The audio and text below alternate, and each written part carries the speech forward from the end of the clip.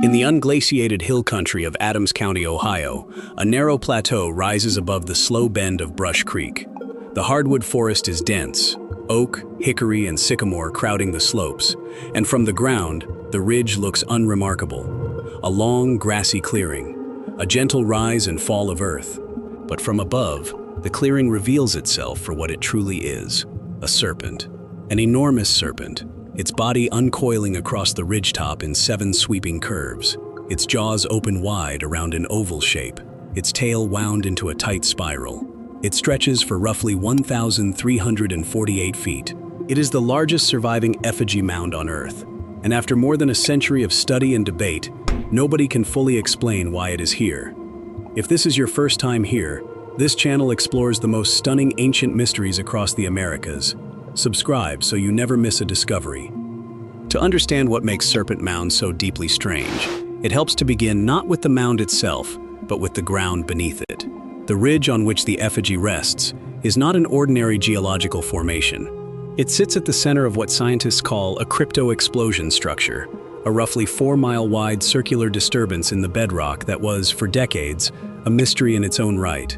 The rocks within this circle are fractured, folded, and displaced in ways that do not match the surrounding terrain. Ordovician-age limestone and shale have been shattered and rearranged. The strata are wrong. The patterns are chaotic. For much of the 20th century, geologists debated the origin of this anomaly. Some attributed it to volcanic activity. Others proposed a deep-seated gas explosion from below. But by the late 20th century, the consensus had shifted decisively. The Serpent Mound crypto-explosion structure is now identified as an ancient meteorite impact crater, formed when a large extraterrestrial object struck the Earth an estimated 256 to 330 million years ago during the late Paleozoic era. The impact shattered the bedrock, created a central uplift, and left a circular scar that erosion has softened but never erased.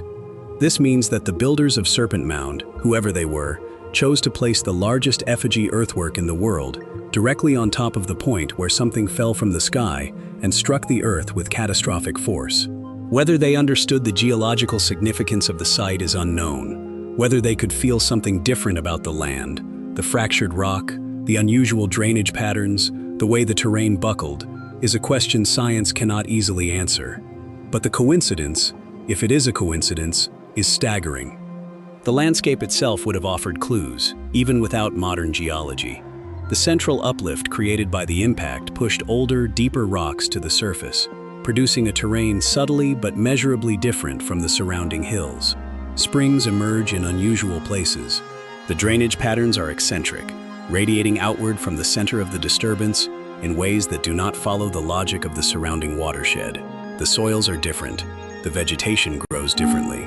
Anyone who lived on this land for extended periods, who hunted its ridges, gathered its plants, observed its seasons, would have recognized that this place was not like other places. It was marked, it was singular, and across many indigenous traditions in eastern North America, places where the earth behaves differently are understood as places of power, places where the boundaries between the ordinary world and the spirit world grow thin. What the archaeological record actually shows about Serpent Mound begins in the late 19th century with a man named Frederick Ward Putnam. In 1883, Putnam, who served as curator of the Peabody Museum of Archaeology and Ethnology at Harvard University, visited the site and was immediately struck by both its scale and its vulnerability. Local farmers had been plowing over portions of the effigy. The mound was eroding. Without intervention, one of the most remarkable earthworks on the continent would disappear within a generation. Putnam launched a campaign that was, for its time, nearly unprecedented. Between 1886 and 1889, he conducted careful excavations of the mound and the surrounding area, documenting the serpent's dimensions, its construction methods, and its spatial relationship to nearby features. He found that the effigy was built from layers of clay and earth, shaped and compacted with remarkable precision.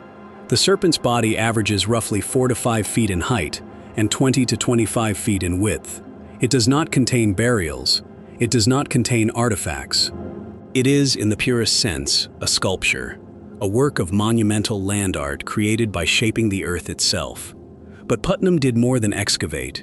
He raised funds, largely through public subscription, and the support of wealthy Bostonians, to purchase the site outright and preserve it. In 1887, the land was acquired. By 1900, it had been transferred to the Ohio Historical Society, now the Ohio History Connection, making Serpent Mound one of the first archaeological sites in the United States to be deliberately saved from destruction. This act of preservation, driven by a single scholar's determination, is the reason the effigy survives today. Putnam attributed the mound to the Adena culture, a complex of related peoples who inhabited the Ohio Valley from roughly 800 BCE to 100 CE. The Adena were prolific mound builders.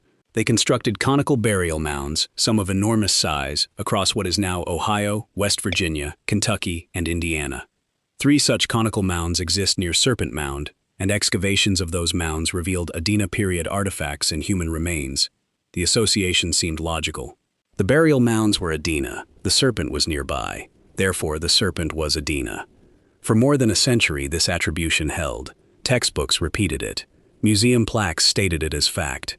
Serpent Mound was Adena, built sometime between 800 BCE and 100 CE, and that was that. Then came the radiocarbon dates.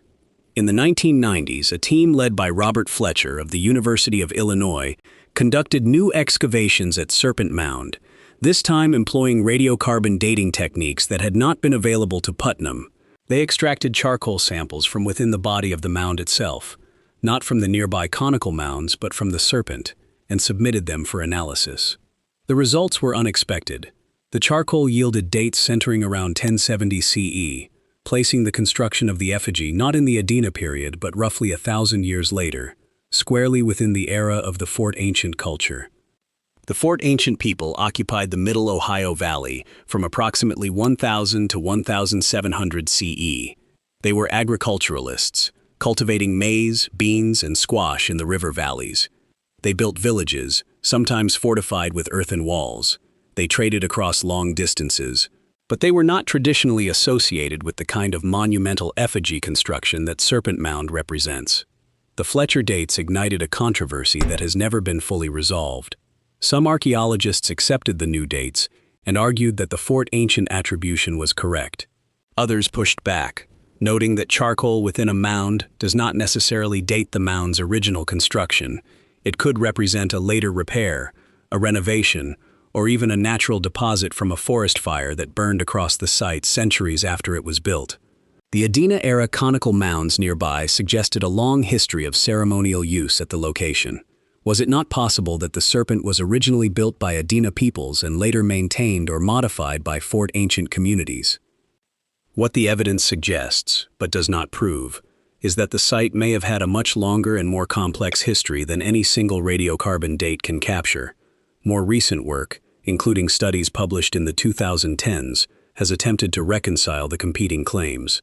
Some researchers have proposed that the mound was indeed first constructed during the Adena, or possibly the Hopewell period, the Hopewell being a later tradition, roughly 200 BCE to 500 CE, also known for elaborate earthworks, and subsequently repaired or rebuilt around 1070 CE. Others have argued that the Fletcher dates are solid, and that the mound is entirely a Fort Ancient creation. The debate is not merely academic. It touches on fundamental questions about cultural continuity, about how knowledge and sacred practices were transmitted across generations and centuries in the pre-contact eastern woodlands. If the mound was built by the Adena and maintained by the Fort Ancient, it implies a tradition of site veneration spanning nearly 2,000 years. If it was built by the Fort Ancient alone, it raises questions about what inspired them to create something so unlike their other known constructions. There is also the question of what the Fort Ancient people themselves would have known about the site's deeper past. The Adena conical mounds adjacent to the Serpent were already ancient by 1070 CE. Weathered, grass-covered, but still visibly artificial, the Fort Ancient people would have seen them. They would have recognized them as the work of earlier peoples. And in a culture where ancestor veneration and the sacredness of place were deeply intertwined, the presence of those older mounds may have been not an obstacle to building but a reason for it. The ridge was already consecrated ground. Whatever was built there would carry the accumulated spiritual weight of centuries. More recent optically stimulated luminescence dating, which measures when sediment grains were last exposed to sunlight rather than relying on charcoal, has offered additional data points without fully resolving the question. Some of these results have supported a construction date closer to the Adena or early woodland period, while others have confirmed activity during the Fort Ancient era. The emerging picture is less a single construction event than a palimpsest, layers of intention, separated by centuries, deposited on the same sacred ground. And then there is the matter of the sky. What researchers have documented with increasing precision over the past several decades is that Serpent Mound is not randomly oriented. The serpent's head, with its open jaws, points toward the position on the horizon where the sun sets on the summer solstice, the longest day of the year, the moment when the sun reaches its northernmost point before beginning its slow retreat southward. This alignment has been confirmed by multiple independent studies and is now widely accepted. But the solstice alignment may be only the beginning. The serpent's 7 coils have prompted researchers to investigate whether additional astronomical alignments are encoded in the effigy's geometry. Some scholars, including the archaeoastronomer William Romaine, have proposed that specific curves of the serpent's body align with the solstice and equinox sunrise and sunset points, creating a kind of solar calendar mapped onto the landscape.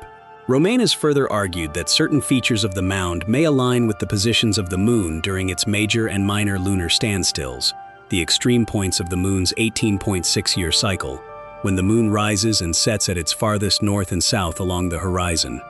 The astronomical alignments are remarkable enough, but what the serpent's connection to a catastrophic event in 1066 CE reveals is even more extraordinary. Stay tuned.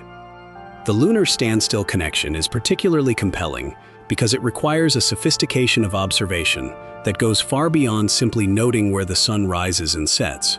The moon's 18.6-year cycle means that a full pattern of lunar standstills cannot be observed within a single human generation. To recognize the cycle, to identify its extremes, and to encode those positions into a permanent earthwork requires either extraordinarily long-lived observers or, more likely, a tradition of systematic skywatching passed down from teacher to student across decades.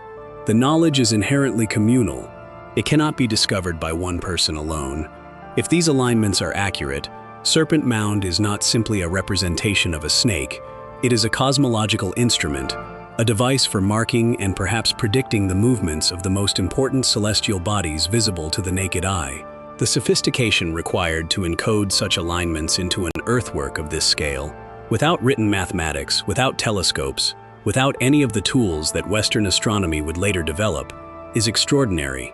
It implies sustained, multi-generational observation of the sky. It implies a culture that regarded the movements of the sun and moon not as background phenomena, but as events of the highest spiritual and practical significance. This is where the date of 1070 CE becomes particularly intriguing. In 1066 CE, just 4 years before the central radiocarbon date for the mound, Halley's Comet made one of its periodic appearances in Earth's sky. The 1066 apparition was one of the most spectacular in recorded history. In Europe, it was immortalized in the Bayeux Tapestry as a portent of the Norman conquest of England. In China, court astronomers documented its passage in meticulous detail. Across the world, people looked up and saw a blazing light with a long, streaming tail crossing the heavens. Several researchers have proposed that the appearance of Halley's Comet in 1066 CE may have been the catalyst for the construction or renovation of Serpent Mound. A comet, a luminous serpentine form streaking across the night sky, appearing over a site already associated with an ancient impact from the heavens. The symbolism is almost too resonant. If the Fort Ancient people witnessed the comet and understood, through oral tradition or geological intuition, that the ridge above Brush Creek was a place where something had once fallen from the sky, the decision to build or rebuild a great serpent on that exact spot takes on a logic that is both astronomical and deeply spiritual. This remains, it must be emphasized, a hypothesis. No inscription exists to confirm it. No direct evidence links the mound's construction to the comet's appearance. The radiocarbon dates are close but not exact. And yet the convergence of timing, location, and symbolism is striking enough that the idea has gained serious consideration in the scholarly literature.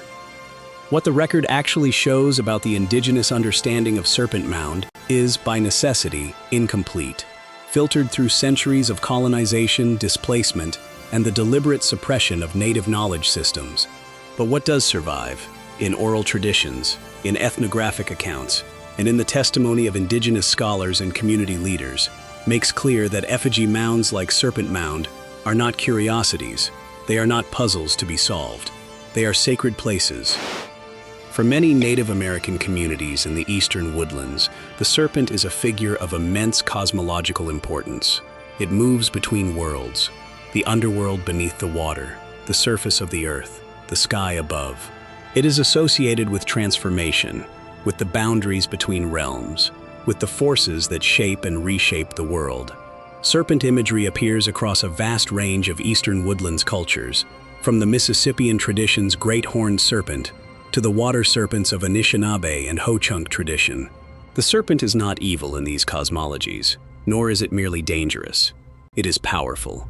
It is necessary. It is part of the fundamental structure of reality. Serpent Mound does not exist in isolation within the effigy mound tradition.